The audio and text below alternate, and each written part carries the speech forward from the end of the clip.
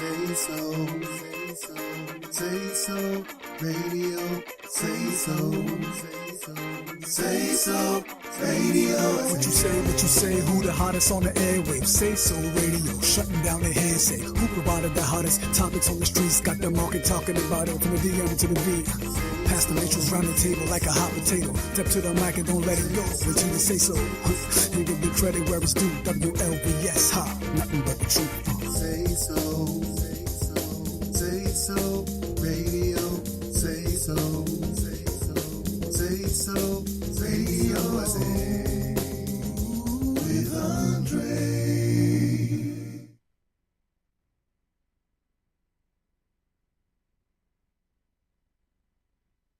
Okay, you guys know I'm still pulling it together.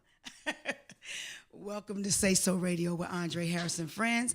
I am your host, Andre Harris, and I'm so super duper excited today. Here I am with the chairs, trying to get it together, trying to get the chairs together. Okay, I am so excited today to be joining you because I have with me a very special guest, and our topic today is all the right words. Hey, Bernard, all the right words, and I just want to say hello to all of my Facebook Live people, all of my people all over the world, all of my viewers all over the country, that I love you, and I thank you for taking the time out to join me in the mornings. I don't take it lightly. I don't take it for granted that you are supposed to be here. I count it all joy that you share this time with us. And today we're going to be talking about, interviewing with author Lorenzo Wright, who is the author of All the Right Words. But in all of this, we're going to be talking about his pain, his past, his passion, and his poetry, and also his lifestyle and how we in the community look at different people based on their sexual orientation, their job, their outer appearances, and all types of things. And so today, one of the biggest things I want to talk about is how we often judge folk. All right. So also, I want to just give a shout out to all of our senior graduates. Yay! And I left home super duper early today and got a parking space. Yes. I left home super duper early and I got a parking space. Last week, I could not find a parking space. So hi. Hey, Dan, how are you? Hi, Ebony. Hi, everybody. Hi, Sherelle, Bernard, Winter, Charlene. Hey, you were here with me last weekend. I'm telling you, we needed a woosah moment, right? But I'm excited today because I need you guys to go and get your friends, your frenemies, everybody who's anybody to join us on today, because this is a wonderful topic that we're going to be talking about. I want you guys to get up close and personal with my guest. I want you to get to know him on a different level, on his authorship. We're very, very excited that he came in Washington, D.C. to join us. Good morning. And we're just so excited. We have, I'm telling you, I could barely sleep last night. I was trying to make myself go to sleep and then get back up. And I woke up like, dang, it's 12 o'clock. You know how it was when you were young and it was Christmas time when you believed in Santa Claus? I'm sorry, my kids are watching. Hey, y'all, I have like a fan club of 7. And their ranges from age 4 to 21. So that's my personal fan club who knows how to get on their tablets and everything and download this app, log in and watch us. And then they even call in sometimes. Mommy, can you buy this for us? And I'm like, wait a minute, y'all can't do that. So I just want to say hi to my kids. And then I'm going to ask their babysitter to turn the sound down because I know you guys are watching. I know you are. So turn the sound down for a minute. All right. So you remember when we used to believe in Santa Claus and we try to make ourselves go to sleep and we wake up and your mother say Santa didn't come yet? So that's how I was. I was so excited about my guest that I tried to go to bed early. And I woke up, it was 12 o'clock. I said, shoot. Okay, so I just did a little bit more writing and I lay down again. I woke up, it was 2 o'clock. I'm like, golly. And I went back to sleep, woke back up, it was 4 o'clock. So I said, well, hell, I might as well just get ready for the wedding, which is one of the things I really, really love Prince Harry's choice of women. So I posted about that wedding today saying no matter where you are and where you've been in life, God's plan for your life will still pan out for your life. So just remember that no matter where you are and where you've been, that God's plan for your life will still pan out for your life. So I do have a couple of banners that I wanted to scroll around. And first of all, June 9th, join us at Henry Wise School for our Grace and Mercy, your Grace and Mercy concert with Maurette Brown Clark. Reverend Thomas Backer is the host, but this is given by Zion's Daughters Dance Ensemble. And I have 5 children who were actually dancing in this ensemble. And I am so Inc. I'm sorry. Zion's Daughters Dance Ensemble, Inc. All right. I want to, they are my favorite people. I sow into that nonprofit all the time. So on June 9th, we will be celebrating them and all the hard work that they've done in the community. And they also have a call time for, I think, 2 o'clock or 3 o'clock over at Henry Wise. But they will be here at Listen Vision live at SaySo Radio, spending a little morning with me. And I'm just so super duper excited. So don't touch that dial. Don't touch that stereo. We got a lot of people. Hey, y'all. My Facebook Live folk. Please, yo, guys, join in. ListenVisionLive.com. No app. You don't need no app. You don't have to download anything. Just log on. You'll probably see my big head up there. Y'all, what y'all think about this ponytail? Y'all know I got a lot of things to do with my hair, right? So one of my Minister Charlene said, I kind of like the ponytail you were sporting last week. I was like, okay, I'll do the ponytail, but let's just hope I don't get excited and she start falling somewhere and Lorenzo and them gonna have to catch it and put it back together. All right. But anyway, I thank you all. Don't touch that dial. We'll be right back. And when we come back, I'm gonna bring my special guest all the way from Virginia. You're in Norfolk, Virginia? All the way from Norfolk, Virginia, we will have some time with Lorenzo Wright, author of All the Right Words. Y'all ready for that? Don't touch that dial. I'll be right back.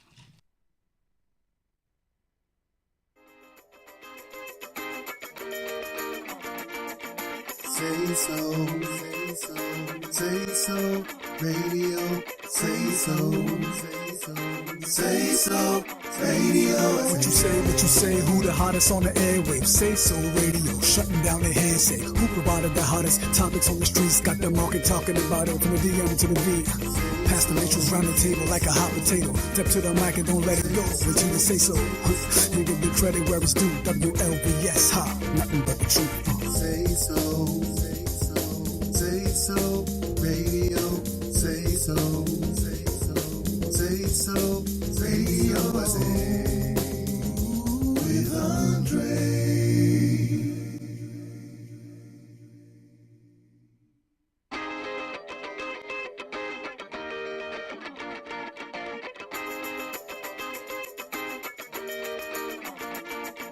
SaySo Radio, SaySo Radio. What you say, who the hottest on the airwaves? SaySo Radio, shutting down the hearsay. Who provided the hottest topics on the streets? Got the market talking about it from the DM to the V. Pass the matrix round the table like a hot potato. Step to the mic and don't let it go. Wait till you say so. You give the credit where it's due. WLVS, nothing but the truth. SaySo Radio, SaySo Radio, with Andre.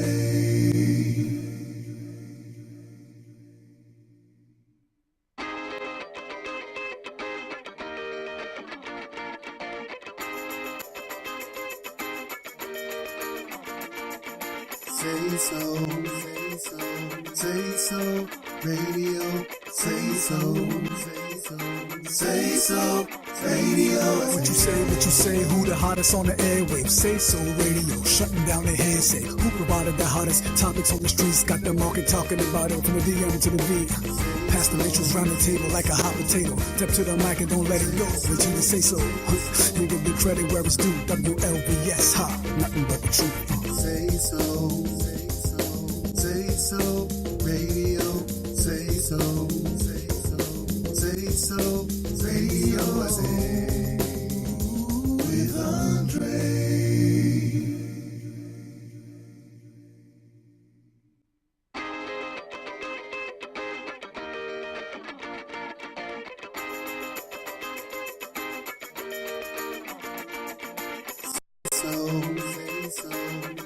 SaySo Radio. SaySo Radio. What you say, who the hottest on the airwaves? SaySo Radio, shutting down the hearsay. Who provided the hottest topics on the streets? Got the market talking about it from the DM to the V.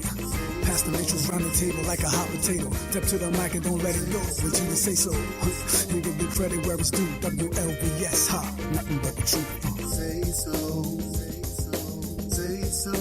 Radio. SaySo Radio.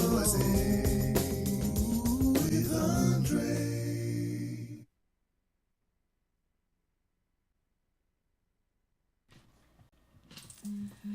Okay, everyone, welcome back to SaySo. Y'all know I am still trying to get this chair thing together. Welcome back to SaySo Radio with Andre Harris and friends. I am your host, Andre Harris, and we impact the world one viewer and one listener at a time. And today I'm with my friend Lorenzo Wright. He's an author of All the Right Words. Welcome. Thank you so much, Andre. Thank you for having me. This is his book right here, All the Right Words. You can also get it on Amazon. Right now, you actually can get it on Amazon. He was born and raised in Louisiana. And I want him to get up close and personal with us because when we look at people and we look at their books and we look at their lives, we try to figure out, well, how did he come up with this? What happened? How did you come up with the concept of the book called All the Right Words? Well, it took quite a while. As simple as you think it would be, all the right words. It was a concept that took a long time to develop, but it was just a number of experiences that I've had in my life, and one day the thought came upon me. I was like, these are my words. This is what I have to say, and I guess my name conveniently happens to be right, so it seemed to help. Okay. Now, growing up as a little boy, tell our viewers and our listeners, and I want to also, give a shout out to all of you over there in Ghana and Uganda who faithfully watches us, and over there in Dubai. We thank you guys for watching us. Tell our viewers and our listeners about your childhood, Lorenzo, as the little boy. Well, Andre, my childhood was very challenging. A broken home. My parents divorced. I moved around a lot, and I never thought that I would share this with such a large audience. But I should put it out there: sexual trauma. That's something that we don't talk about a lot in our community, and I think it's very important to have those conversations because if not, we continue that vicious cycle. Wow. Of that vicious cycle of trauma, and that manifests its way in very negative ways. Yes, it whether does. it be alcoholism, drug abuse, or find ourselves in prisons and jails. So it's so important for me to get that message out there and share my story about how early childhood sexual trauma really had an impact on me, and it followed me throughout my adulthood until finally I was comfortable to share my story and to start having these conversations and hope that it would help people out there. Wow, early childhood sexual trauma. Now, I know some of you that are on here now, if you can relate to that, hey Charles, hey Trina, oh, they're not watching. Thank you, Trina. Trina said my kids are not watching. Early childhood sexual trauma, that's amazing that you would say that or mention that because I too had to deal with that and I did not know how to channel those feelings. Yes. And so as a 12-year-old, people would always say, well, you know what, you know better when you're 12. Yeah, you probably do know better when you're 12. But when you're being a victim, when you are a victim at 12, someone else you victimize someone else. And you talked about that vicious cycle. And I thank God that by the time I was an adult, I knew the difference. But someone had to tell me, the late Gail Weber, she's gone on, but she had to tell me, Candy, you can't hold yourself responsible for something you did as a child because there was no outlet for you. So what was your outlet? Was there any outlets for you to even deal with that or share anything with anybody? What happened? Well, ironically, my outlet became writing because I became such a recluse. I closed myself off to the world, and I noticed that the best way for me to express myself was through writing. I remember when I was a child and I would be upset with my mother and I would write letters to her. I would write her a letter instead of talking, and then it was funny because she would be upset with me, but she couldn't help but smile because she was like, well, at least you're writing. So that was one of the ways that I was able to express how I was feeling to her through writing. So that was one of my coping mechanisms was to write. And that really helped me a lot. And as I progressed through my childhood, through adolescence, I learned other ways. I started playing tennis. I started getting active in the church for a bit. But then that's a whole nother topic as well. Yeah, we know that. So, but it really came down to a decision to not allow those experiences to impact me, and not in a way that it would define me. Oh, wow. So we can't let those experiences define us because, like you said, at that age, you don't have that power, and I thought that I should have been able to defend myself. As a grown man, it's easy to feel that way, At nearly 31 years old, it's easy for me to feel that I should have done something about that.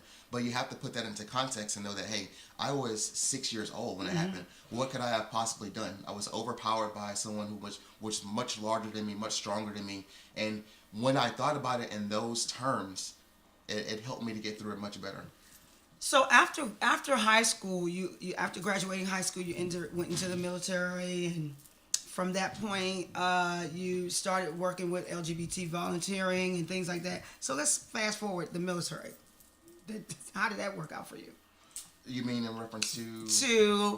How was your life in the military? So, okay, I'm understanding that you had childhood trauma, and you went to high school. You graduated high school. Did you do successful in high school? Yeah. Your grades pretty good? Yeah, my grades were pretty good. I mean, obviously, I was still trying to find myself. I mean, it took me through high school all the way through my 20s to come to terms with my sexual identity. Okay. But I definitely struggle with that, and even... Let's talk about that struggle. Let's talk about struggling with your sexual identity. Well, that's compounded. Come on. You got a whole half hour, 30 minutes. I will tell you, it was not easy. And to all of you who are listening out there, I really hope that this helps you in some way, shape, or form. Or perhaps it may not be you, or maybe someone that you know. But for me, it's been a long journey, Andre. It's been a very long journey in coming to terms with my sexuality. There were times in my life where I tried to force myself to be straight, as crazy as that sounds. I tried to force relationships with women because I thought that that's what I needed to do. So I tried to make myself straight, as crazy as that sounds. But that just didn't seem natural. It just didn't seem right for me. But it took a lot. Establishing relationships with people, friendships, and having to conceal that part of your identity was very, very difficult because you don't really establish meaningful relationships because you can't be your whole self around these people. So it was a lot of risk taking. And I experienced some rejection when I did get comfortable with people and explained to them what my sexuality was. They didn't want anything to do with me. Wow.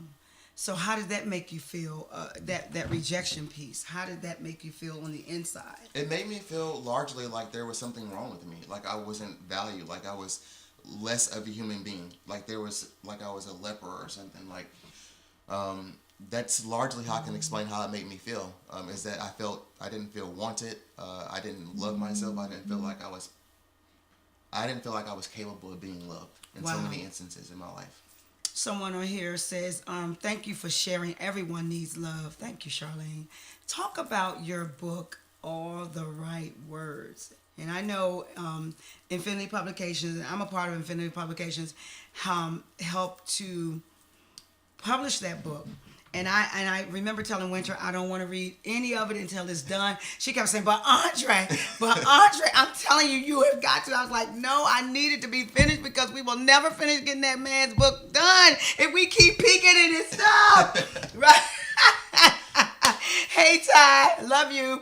So talk about writing All the Right Words. And I understand that you're actually putting together more books. Yes. So I am working on volume 2. All the Right Words.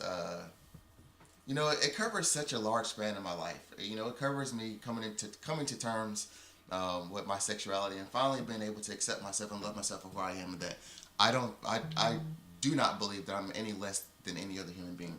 I know that God loves me first and foremost, and that's the only person who can judge me. And that is a profound statement. And I talk a lot about that in many poems in my book. poems. It's a conversation that I'm having with him, and I share that with you all, because ultimately that's what matters. Let he without sin cast the first stone. And I remember in the Bible it says, nothing can separate me from the love of God. And so I always often have to remind people that your relationship with God is strictly your relationship with God. And if you have a problem with something that I'm doing or somewhere that I'm going or something that I've said, you're going to have to take that up with God, because at this juncture, nothing's going to separate me from the love that I have with God.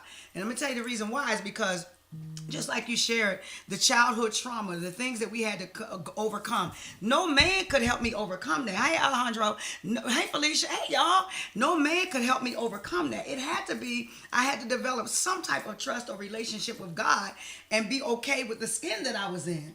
To even say, all right, God, I am lovable. I am special. I am who I am, and you love me.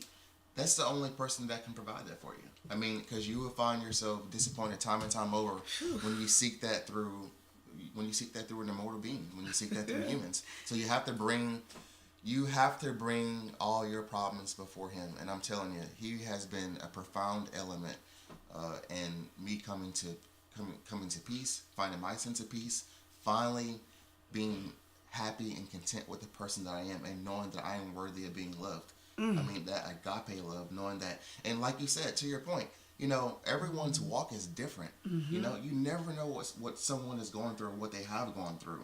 And people can be so quick to pass judgment.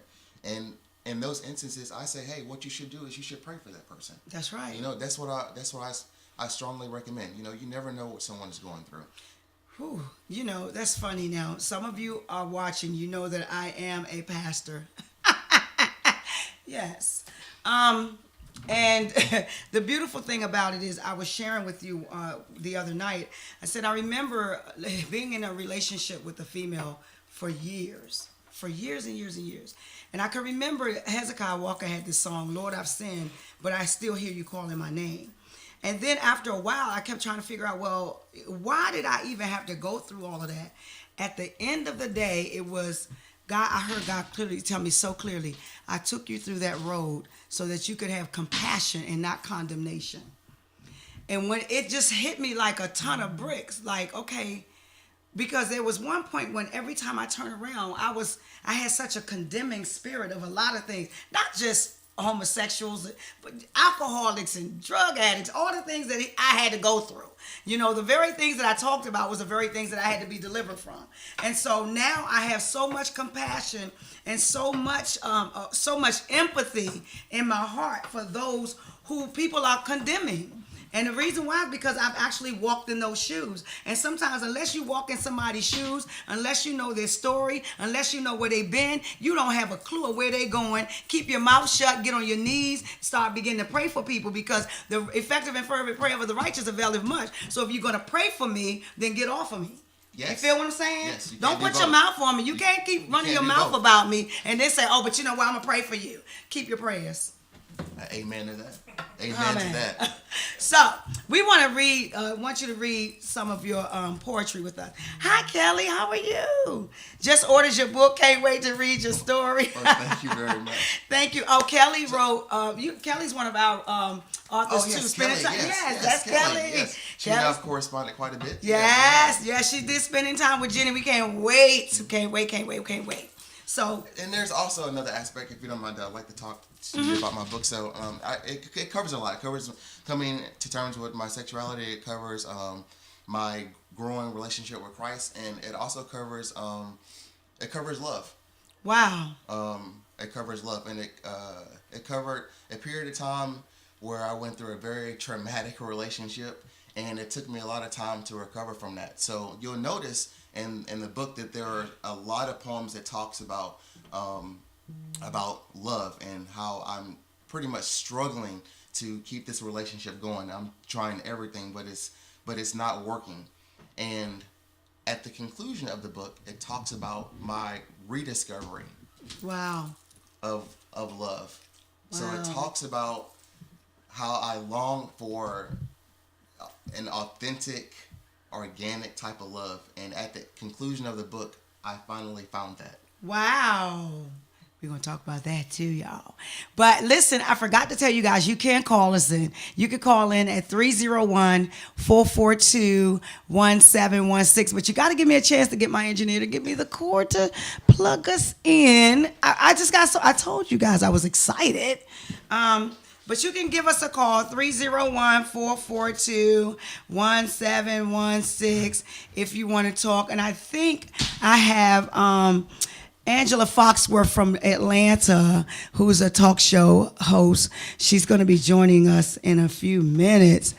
Trina says, wow, everybody's just giving you kudos. And I want you guys, when you hear from us today, when he reads some of his book, poems, I want you guys to either give us some love, some thumbs up, some hearts. You know how we ask for you to do it. So we're going to listen to a few of his poems, and we're going to talk about them. So first, introduce us to the poem, and then read it, and then tell us a little bit about it.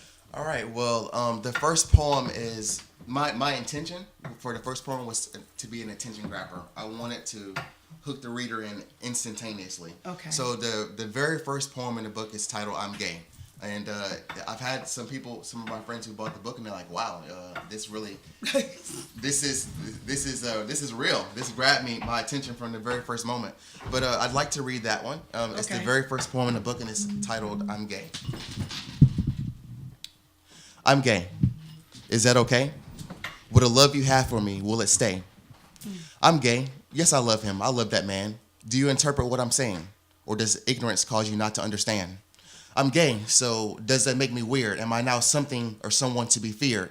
I'm gay. Are you still my friend? Or is this a condition which constitutes an end? Yes, that's right. I'm gay. Mom, when I was a baby, I sucked your tit. In my adulthood, I have no interest in the clit. Yeah, I'm gay. How about it, Dad? You gonna tell everyone that your son is a fag? I'm gay, yet given life, subjected to unimaginable strife. I'm gay, so that must mean that I must want every dude. Ignorance has your mind completely subdued. Oh, I'm gay, so I must be diseased. God forbid that you're in my presence when I sneeze. I'm gay, so I must be damned to hell. You say that I'll never hear heaven's bells. I'm gay, so that must mean I'm a diva. Lip gloss popping fashionista. I'm gay, so I must be twerking and bopping. And I would best your mother at the mall shopping. I'm gay, so that must mean that I possess no masculinity. And according to you, I do not stand when I pee. I'm gay, I get manis and petties. And I also get snatched. I'm gay, so that's what I am, and I am made in this image. So when it comes to you and your thoughts, I wipe you out like a blemish. Wow. Okay. You got the floor. The floor is yours. So wow. When I wrote this, it was probably, I want to say 2015, Andre. And there's a lot of anger in this. There is. Mm-hmm. There's a lot of anger in this poem, and I openly admit that. But it was also, for me, I think it was necessary. Mm-hmm. It was necessary for me to get that out because it was me coming of age, so to speak, coming into acceptance of my sexuality. But it was my goal to speak to how people are so quick to label you that, you know, whether it be sexuality or what you're into, or whatever that may be, people are so quick to make that one thing define you rather than getting to know the person at their core. My sexuality does not define me. I'm an accomplished individual. I'm a college graduate. I'm not in jail. I don't have any illegitimate children. You know, let's talk about that. You know, there's many things that we can talk about other than my sexuality. And it doesn't define the person that I am. So that was my hope in that poem, was to reach people and let them know, hey, you know, whether it be your sexuality or a disability or whatever the issue may be, get to know the person at their core, because you never know who you're entertaining. Wow. You could be entertaining an angel. Wow. I think that's Lester. Hey, Lester, can you guys call in? Lester, I love him. Lester's actually my set son on a movie called Mama's Boy, but I always call him my set son regardless. I feel like God just gave him to me. But anyway, if you guys want to call in at 301-442-1716, if you can relate to the poem that he shared, if you have anything that you want to share or talk to Lorenzo about, come on. Okay, I agree. Get to know the person first. 301-442-1716. The lines are open now. you can call us in. We still have 30 more minutes that we're going to be spending with Lorenzo, talking about all the right words, his passion, his life, his poetry, and just talking about being an advocate and just getting people to know who we are, as opposed to just, prejudging. Like you said, he's an accomplished African-American man. There are some African-Americans out here making babies after babies after babies after babies and not taking care, not near one of them. Okay, we have a call.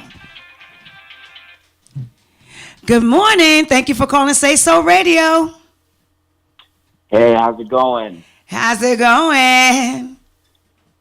Watching the show, and I just want to say that poem by Lorenzo called "I'm Gay" is absolutely amazing. Thank you. Is this my go, Troy? Hi, darling. Hey, everybody. This is actor Lester Green, actor, author, producer, you name it. This is him. Hey, you guys are great. I just want to say that Winter shared that poem with me about a month ago, and I read it, and it just brought tears to my eyes. And I'm definitely going to purchase that book, Lorenzo. I'm definitely going to buy your book. You're very talented. Keep up the great work, and you got a big fan right here. Thank you very much, Lester. Thank you so much for your support. Thank you so much. Thank you so much. Absolutely, guys. All right, we love you. I'll see you June 2nd. Oh, definitely. All right, guys. Take care. All right. Someone else was calling. I know I missed a call, and that was in Atlanta, and I'm sure that was who I think it was. I'm going to have to call her back. We're going to have to call that one back. Anybody else want to call? Call in 301-442-1716. And we're talking about the poem, I'm Gay. And I tell you this, whatever you do, don't prejudge anyone. Get to know them first. You'll be surprised. Oh, she said, try to get in. Okay, I got you. That was her, AJ Foxworth. I call her AJ Foxworth, but it's Angela. I changed her name. That's fine. I changed my friend's name. Thank you for calling Exhilarating X. Okay, and I got her voicemail. Okay, I'm going to have her call right back. Now, you talk about right now that you volunteer for the LGBT Life Center in Norfolk, Virginia. Talk about your work with them. So, yeah, I do a lot of volunteer work with them. And, it's about community engagement. Like, that grassroots movement is very important to me. If you want change, you got to get out there and do it yourself. It starts with that first step. So, I definitely enjoy what I do. We raise a lot of awareness in the community. Educational resources, housing resources, HIV testing, a number of things that we offer for the community. So it's something I'm very, very passionate about, and I would offer you to look it up. It's the LGBT Center that's in Norfolk, and it's a wonderful, wonderful organization. We raise a lot of money to go right back into the community, specifically for us. So it's something that I definitely enjoy. Okay, here she is. Hello, darling. How are you? Thank you for calling out of your busy schedule. Hello. Hi, dear. Hi. This is A Fox. How are you? I am absolutely wonderful. How are you today? I'm doing wonderful. I know you're on the road because of your big nomination, but I just want to say thank you for taking out the time to call us today. Yes, actually, I'm honored, Andre. Seriously. I've been listening, and I apologize because I'm kind of in rural areas. It goes in and out. But I would like to just, number one, say to the gentleman that you have on the show today, I am so impressed by your courage to be able to tell your truth. And the reason I say that is because even in this day and age, homosexuality is just not a comfortable subject for most people to discuss, especially in the church. So, kudos to you for being able to be transparent enough to live the truth that you've been given. And I just want to take the time to say this, and I don't know where we're at in the subject, so I do apologize. But I want to say that as far as I am concerned, God is about love, always has been. And as I studied the word in depth over the years, and I've heard people say different things, at the end of the day, the fundamental message is nothing can separate me from the love. You better come on now. Period. Okay? I don't care what people tell you. I don't care what they read. I don't care what their personal feelings are. At the end of the day, God is love. Love is spiritual. It is not a carnal thing that we just do. God, Most people in the natural just feel like they need to tweak the word to fit what they're not comfortable with. Am I going to say that I'm completely comfortable with homosexuality? Of course not. But heck, if some people ain't completely comfortable with big people, okay, and I'm a plus size chick. So at the end of the day, that love overshadows all. And when he says nothing can separate me, I'm not going to let any man tell me anything different. So at the end of the day, I just appreciate the love that you exude. And I, can't wait to be a reader of the book because it definitely sounds like a great, great read. And I'm huge on people, being able to put their story out to make a difference in this world. Well, thank you so very Wow, much. thank you, A. Fox. This is A. Fox from the A. Fox Show in Georgia. She's actually en route to North Carolina because she's been nominated for the Thrive Award for Media. Congratulations. Congratulations. Thank you So you know I rocks with you, girl. You know you rock, girl. Hey, I absolutely love what you're doing. And like I said, your show is it just reminds me of mine because definitely you're out to make a difference, Andre. And it is one person at a time, one author at a time.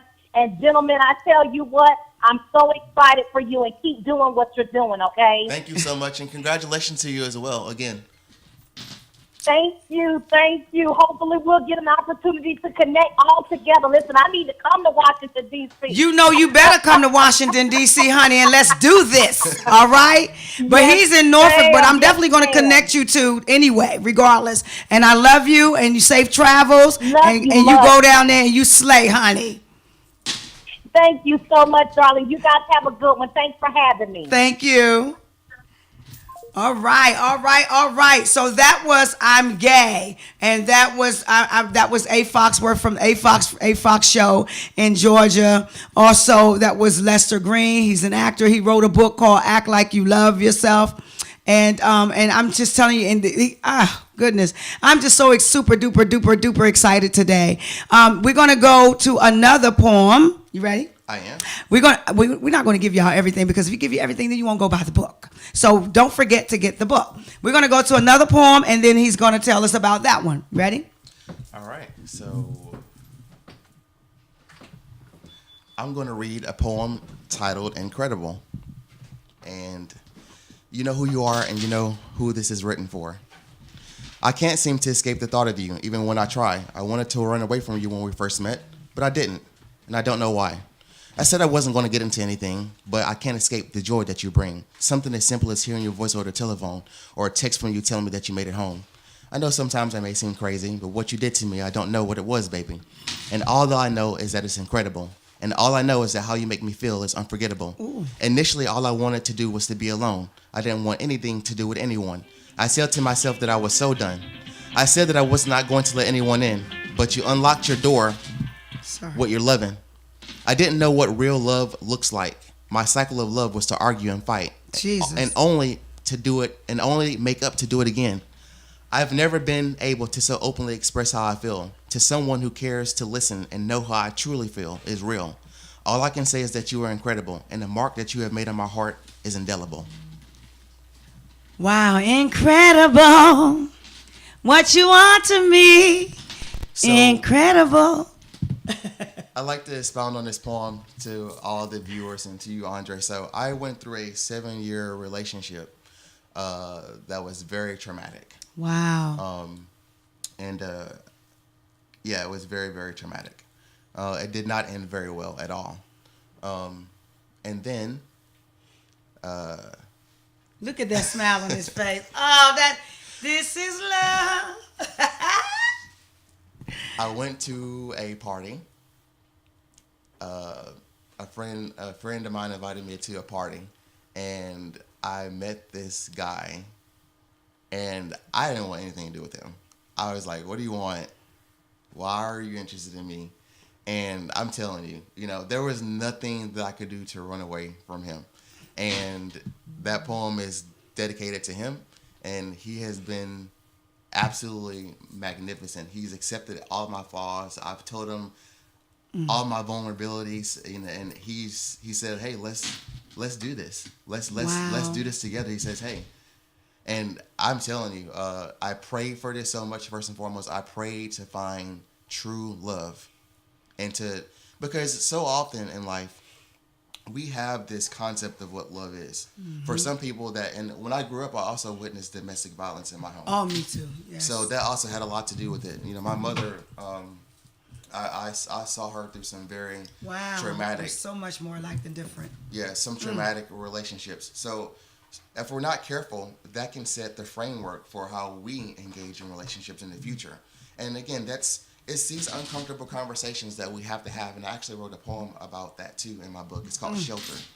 I'd like to read that one. Yes. It's the last one.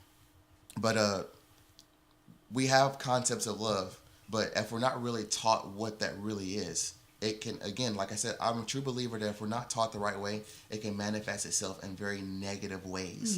And it can only compound itself. And then it's that slippery slope. And then you find yourself somewhere where you thought you would never be. And that's what happened to me, because I thought that I knew what love was. And we would fight and argue and then Get back rinse, together. repeat, get back together. And that's not healthy. No, it's That not. is not healthy. And no one deserves that.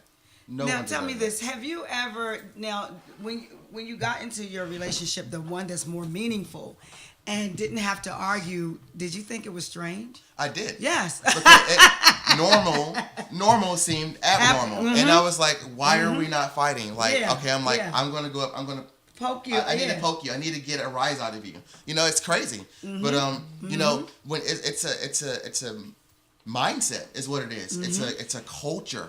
It's something that's ingrained in us. But when we find out what normal looks like, it takes some adjusting. Yes. But I'm telling you, when you find that, you better keep it. I know, right? And don't run it away. Listen, I tell you, it's so amazing how we are really more alike than different. In my story, it talks about growing up, understanding, witnessing domestic violence, and how we had to leave and come back and leave and come back. Writing was my escape as well. I was 4 years old, very, very bright little girl.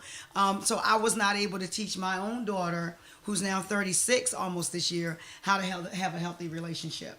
That's deep. And she has a daughter, my own granddaughter, and she's like, Mommy, the cycle has to stop. I have to do something different so that my daughter won't believe that this is what normal is. Yes. You know what I'm saying? Yes, absolutely. And so you're right. So many years we would stay in certain things like, this is okay. They're going to do better this time, and it's going to be better. I could never, ever say, don't do this because this is not right. Don't do that because that's not healthy. And then all the good guys, I thought they were suckers.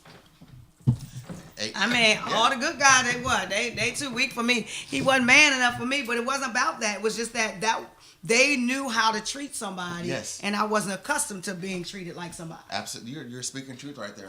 So I just want you guys to know that domestic violence wears a lot of colors. It has many, many faces. And until you learn them, you will never know them. And some things that we think are normal are not normal behaviors. And we accept a lot of things. We accept a lot of unacceptable behaviors. But first, love yourself and everything else will come by. So let's read the other poem for your mom. Oh, all the stars and loves. Oh, thank you guys. Thank you. We love you. We love you. Break the cycle, right? Yes, break the cycle. Trina says, I am a mother that have a gay child, and it was hard for me, and I didn't have the right words to say, and I was just judging. Wow. I would say I'm sorry, who was that? Trina. I would like to speak directly to you. What I'd say is, I could never, sit here and tell you how you might have possibly felt about that. But what I can say is this: in moments like that where, a child reveals their sexuality to you, what they need most is your love. And I can speak from experience. What I needed was that love. I needed to know that I was loved unconditionally. Because when we don't receive that is a cut that is so deep that I couldn't put into words. And then again, I keep returning to this point. It causes us to go down this path, because if we can't get the love from those that we think we would get it from most, we go seeking it in the places that are very, very wrong. We seek it through alcoholism. We seek it through drug abuse. We seek it through sex. Wow. Through many other mediums. So it's my hope and it's my prayer that if there are children out there, adult children or whoever is dealing with those struggles, what we need is love and to be accepted and say, hey, I love you unconditionally. Wow. It doesn't mean that you have to accept it tomorrow, but we just need to know that you love us just as much as you did yesterday. Ebony said, love is very powerful, but it can also hurt. Thank you for calling. How may I help you? I know who this is. Hello, Andre. Hey, girl. That's Winter. We know who that is. Hey, girl. First and foremost, want to say you both look fabulous up there. Oh, thank you. We do our best. Thanks, no problem. And Lorenzo, I want to say how proud I am of not only of what you're doing, but the unbeknownst doors that you are going to be opening for so many people of many nations out there. Once they grab hold of your book, it is going to be a woosah moment. There is going to be people that's going to be like, somebody gets me. Nobody is condemning me. This gentleman has been where I am. Mm-hmm. And not only that, you're a phenomenal writer. And the poem that I really love is on page 26. I'm sorry, I'm en route. I was trying to find my book, but I was running out the house. But I just want to say I am so proud of you and your work and your courageous spirit. Wow. Thank you so much. Thank Winter. you so much. Thank You're you for welcome. calling. I have a call of somebody on here now says, my brother from Ebony in Washington, D.C., she says, my brother is gay and also HIV positive, and he's going through it with people judging him. Wow. That's profound. I just got to take it back to like love, that's all I can say is like love. Like, wow. You just need love. She said you can be in love with someone who is abusive and judging, but why is it so hard to stop loving them if the relationship isn't healthy? And that's because, Ebony, when you're codependent, codependency is, you're looking for something that's really inside of you, and you have no idea your own worth. And when you don't know your own worth, you try to look for that in someone else. And people cannot give you what they don't have. And it takes, and I'm 55 almost, and I've learned that the hard way. You're looking for something in people that they don't have to give you. And so you have to turn that love around and start loving on yourself. Start stripping away things that are heavy on your heart. Start just getting rid of things. And sometimes I'd rather hurt all night long and get on the other side than to stay in this and kill my damn self. I'm sorry. I'd rather let you go and hurt than to stay in this and die.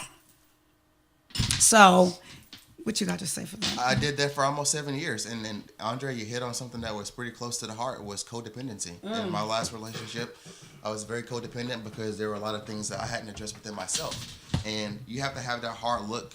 You have to have that hard conversation with yourself. You have to have that self-talk. Because if you don't, then you can't expect things to change. So there were some times where I had to have some hard talks with myself.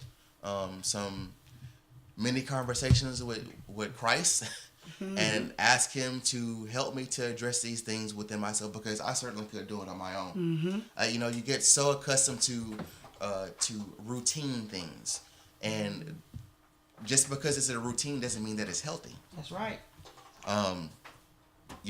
That's right. And before we go any further, I know we have 7 minutes left, but I want to make sure that everybody has your contact information.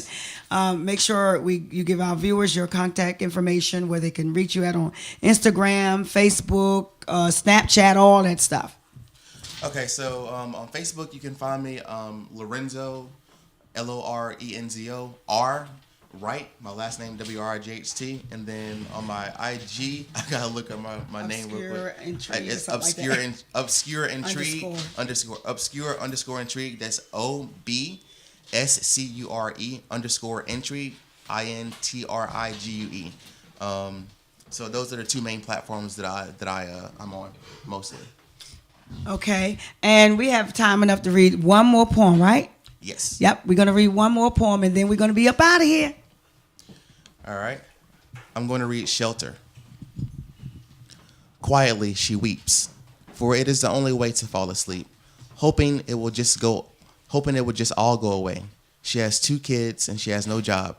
Freedom for what she once knew has been robbed by the man who says that he loves her, but his actions consistently show otherwise. She's steady making up stories to explain her black eyes. They say that what won't kill you will make you stronger, but playing with the devil, how much longer? Will she accept things as the way they are, taking the risk of being stressed out in a long black car? She had a premonition where she saw her children crying. She came to the realization that every day she's dying, terrified to take a step, dependent upon what she only knows as to be help. From the man that raises his hand and somehow it always lands anywhere but on her heart. Shelter is supposed to be safe. It is supposed to be a place of comfort and ease. But his rage is the very disease that threatens the existence of her very being. This premonition is what she is seeing. She has mustered the strength to walk away. She knows that this cannot continue for another day. She now walks by faith and not by sight, for he will always provide a shelter and illuminate the night. Tell us a little bit about that. I know that's about the domestic violence. So yes, this poem speaks very much to domestic violence. As a child, I bore witness to that, and that poem was dedicated to my mom. Wow. But she is a rock. I'm telling you, she is very, very strong. And I wrote this in hopes that if anyone out there is experiencing domestic violence, and we have a tendency to think that domestic violence is physical, and it isn't. Solely that. Domestic violence can be emotional. It can be financial. Any means that the other party has power over you, that is domestic violence. So it isn't just them putting their hands on you. So if you are experiencing any of that, I urge you to ask to get help, because you do not have to stay in that situation. Wow, I really, really like that poem. Please, you can also, yes, verbal abuse. Oh, definitely verbal. I used to tell somebody one time, golly, I mean, we should just be throwing some jabs instead of you throwing your mouth like that. You know what I'm saying? But either way it go, we want to really take the time out. I know how to love. Thank you, Trina. That they say what a writer he is. Michelle Bryant says silence can be just as damaging and hurtful as spoken words. The inability to communicate, to say something just as simple as "I love you" in life-changing moments can be detrimental. All right. So many people are saying so many things.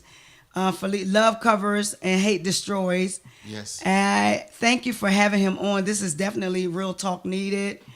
Amen. So I just want to thank each and every one of you for joining us. We're just about out of time. But again, Lorenzo R. Wright, WRIGHT, is on Facebook. Obscure_intrigue is where he is on Instagram. So you can reach him there on those platforms. He will respond to you. We're trying to see whether or not we can get him a blog started. I think that would be really, really good. And we're working on getting his book tour, getting ready to get started, because a lot of people need to hear this. We want to say hello to his beautiful, beautiful friend here who came in from Hawaii. We're not going to call no names. We're just going to give him kudos for joining us. Came in, surprised him. We just thank you for your support and all your love. And I love you. And we know he loves you so very much. And because he loves you, I love you too now. So we're all family up in here. I want to thank God for my baby, because coming in here, she's like, I have 2 gay friends. And the boy said something happened to him when he was little. And you'd be surprised at all the sexual trauma that makes up what happens to us as adults. You know what I mean? So I just want to encourage you all to talk to somebody. Until next time, continue to keep loving, keep giving, living, but most of all, keep loving. You can reach me on Andre Candy Harris Murphy, SaySo Radio. That's it, SaySo Radio. We love you. Until next time. Thank you all for joining us. Thank you, Lorenzo. Thank you very much.